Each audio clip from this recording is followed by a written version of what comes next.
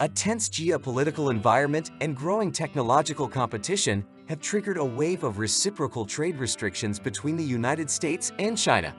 On July 1, 2024, Beijing imposed export controls on aerospace equipment, engines, and key materials for the production of body armor. The measures will affect about $8 billion in exports in the first 4 months of the year, according to customs data.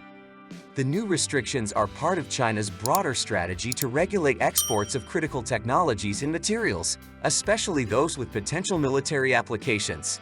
The licensing process and enforcement of national security interests will be overseen by the Ministry of Industry and Information Technology in conjunction with other agencies. Thus, China continues to modernize its export control system by improving license management, regulatory framework, and coordination among authorities.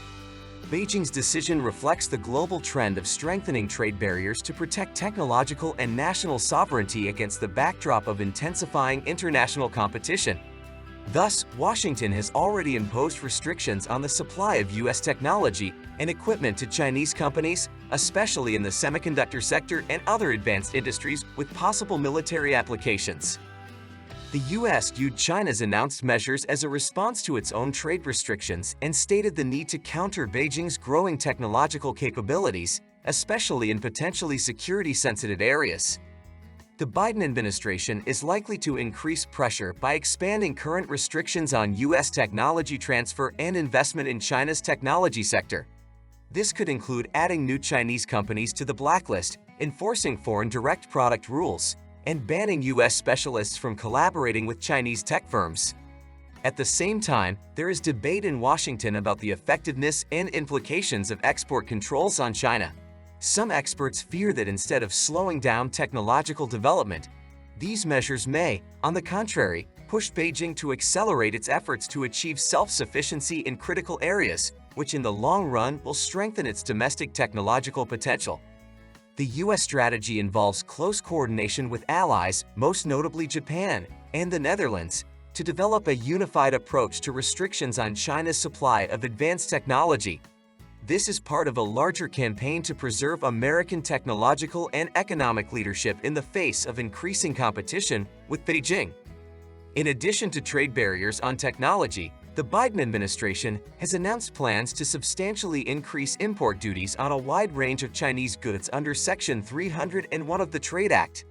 The new high tariffs will affect about $18 billion of imports and affect key sectors such as steel, aluminum, semiconductors, electric vehicles, batteries, critical minerals, solar panels, harbor cranes, and medical equipment. Steel and aluminum are important to the U.S. economy, so raising duties from the current 0 to 7.5% to 25% is designed to counter overcapacity and subsidies in China that create unmarketably low prices for Chinese exports. By 2025, tariffs on these goods will rise to 50%. In the semiconductor industry, the increase in duties from 25% to 50% should curb China's rapid ramp-up of chip production, which threatens investments by U.S. companies. The measure is coupled with $53 billion in state support for domestic chip production under the CHIPS Act. A radical increase in duties on electric vehicles, up to 100% by 2025, is expected to protect U.S. manufacturers from subsidized Chinese products. Similar increased tariffs will apply to lithium-ion batteries and other supply chain components for electric vehicles. A separate duty exemption process is provided for imported equipment used in U.S. manufacturing. This will allow companies to seek exemptions for certain products from the tariffs. In response, China is considering imposing retaliatory duties on larger displacement vehicles from the U.S. Beijing may also increase tariffs on imports of U.S. chemicals and other important goods. Moreover, Chinese authorities are providing large-scale financial support to domestic enterprises in high-tech industries such as semiconductors and clean energy. The goal is to increase the competitiveness of Chinese companies in the global market and reduce dependence on U.S. technologies and markets. To compensate for the negative effect of U.S. duties, China is actively strengthening trade and economic ties with the BRICS countries, Brazil, Russia, India, and South Africa. In the first quarter of 2024, trade turnover with these countries increased by 15%. Beijing has concluded a number of bilateral trade agreements with BRICS countries, reducing barriers in various sectors: agriculture, technology, energy. China's major infrastructure projects such as railroads, ports, and highways under the Belt and Road Initiative increase connectivity and facilitate trade with the BRICS countries. China is also investing in major infrastructure projects in BRICS countries under the Belt and Road Initiative. Beijing-funded and Beijing-constructed ports, railways, and highways are improving transport connectivity and logistics of trade flows between these nations. To reduce dependence on the US dollar and mitigate possible US financial sanctions, China has agreed with BRICS partners to settle mutual trade in local currencies. This increases financial stability and facilitates bilateral trade. In the BRICS multilateral format, Beijing is promoting the creation of alternative institutions to Western ones, such as the New Development Bank. The NDB finances infrastructure and sustainable development projects in member countries and other developing economies. This reduces dependence on traditional lenders like the World Bank. China is also developing cooperation with BRICS countries in technology and innovation, from joint R&D to transfer and localization of production. The pooling of scientific and technological resources is intended to strengthen the technological base of all participants and ensure sustainable economic growth.